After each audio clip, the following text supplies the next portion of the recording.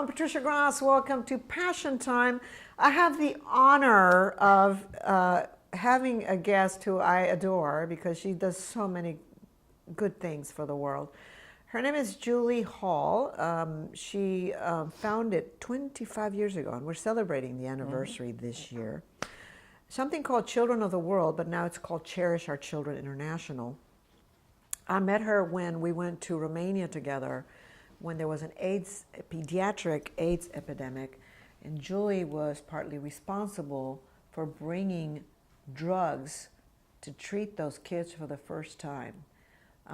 Saved thousands of lives, and it is an honor to have you on our show. It's an honor for me, too.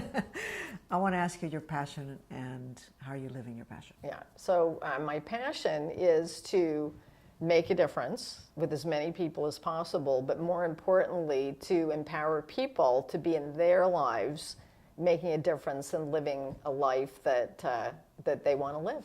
Purpose-driven life, which is what you do. I want to ask you about Romania first, because that's where you started. And I remember you told me the story that you were watching on TV these kids from Romania who were in a horrible, horrible situation in orphanages. And you said, I got to do something. Tell me about that.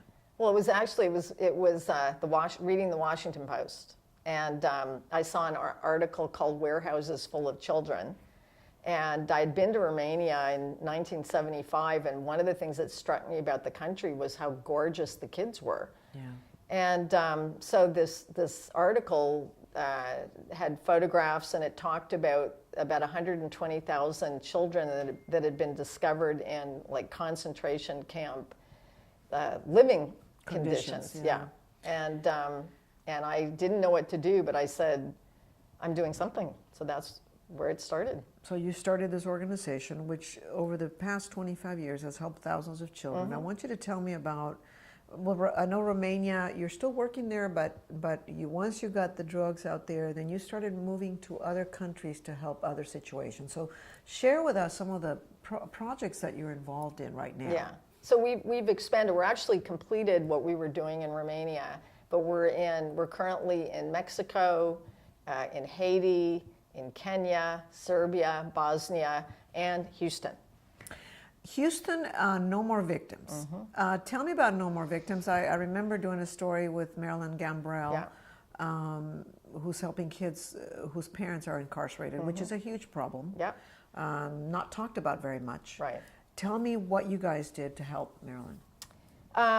The programs that we fund are programs that are altering the future for children. And when we learned about No More Victims and what Marilyn was doing, that was just a perfect fit for us to be funding her program. And so we've been funding it, I think, 6 years, 7 years, 10 years, something like that. And we recently took it on as our program, and it's our signature program. And our commitment is that we stabilize it in Houston, we then expand it in Texas, and then we go nationwide.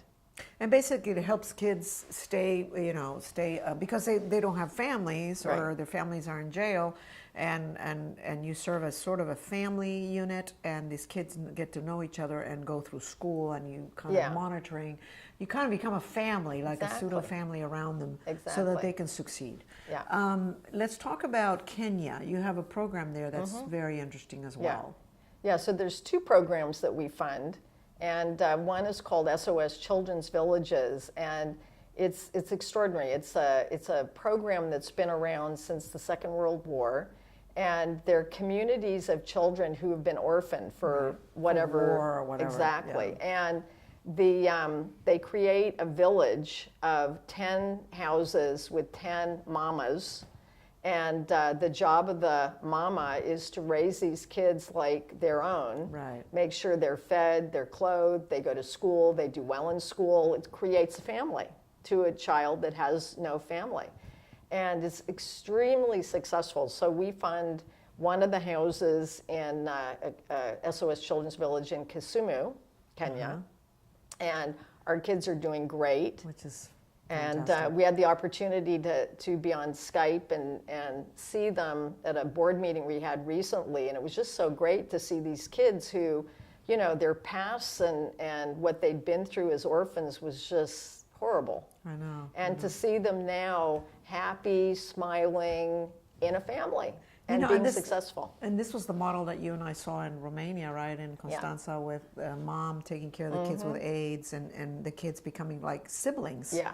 And she's the mama, and it's a beautiful, beautiful story. Yeah.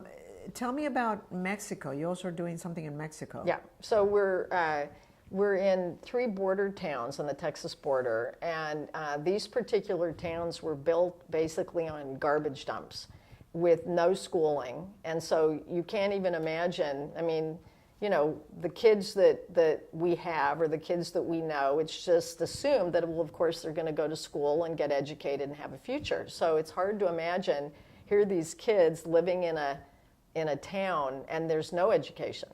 What happens to them?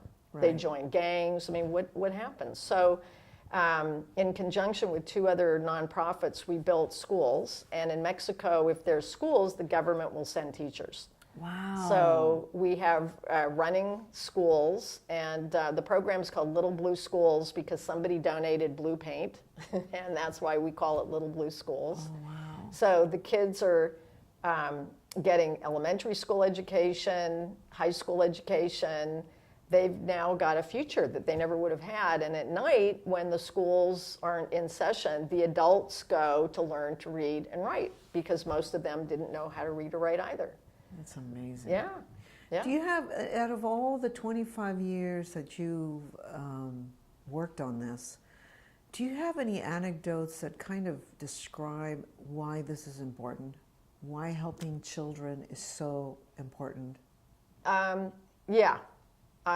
It's a little bit of a sad one, but and it's from the No More Victims program. So there was a young man, Devon Wade, who was in the No More Victims program. Both his parents were incarcerated. He was raised by his grandmother. And part of what's so special about No More Victims is when kids voluntarily join this program in the schools that they go to, they get into communication about what it's been like for themselves, having no parents or having one parent incarcerated, which they never do. And that's an important part of the program. So Devon would get into communication about what it was like to have his parents in prison. And anyway, to make a long story short, this young man finished high school, got a scholarship to LSU, graduated from there, went and got his master's at Columbia, and was just short of getting his PhD in Columbia. And really, unfortunately, at the beginning of December, he was shot and killed.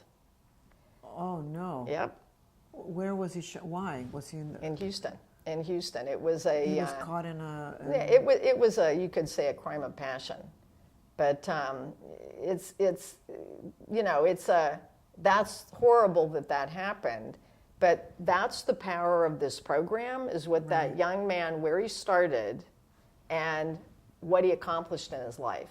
Right. And he mentored all kinds of other kids at Columbia University. He made a difference to the department that he was in, as well as other departments. And he was recognized as someone who made a difference. And, you know, if that program hadn't been around, who knows what would have happened to him, you know? Exactly. But I don't want to leave it on a sad note, because the other kids in the program kind of look at what Devon created in his life, and he's become a possibility for them. Like, if he can do it, if he can do it, we can do it. And not only that, that's what he would want. Yeah. So that's the legacy he's left behind, is the possibility of other kids in that program to take on and accomplish the kinds of things that he accomplished.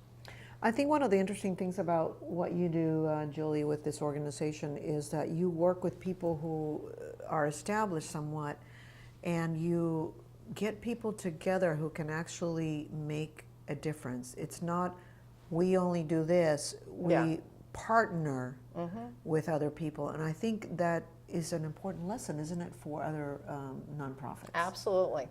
Because you synergize what you're trying to do, and you impact a lot more people that way. Absolutely, yeah. All right, Julie, thank you so much again and Yeah. for the work that you do, and keep it going. Thank you for We everything want you're another doing. 100 years. And this is all private donations, right? Yeah. So if you want to help Cherish Our Children International, right there is a website. So make sure it's, I vouch for them. They do a great job. And thank you for watching, and make sure you subscribe to our channel. And we'll see you next time on Passion Time.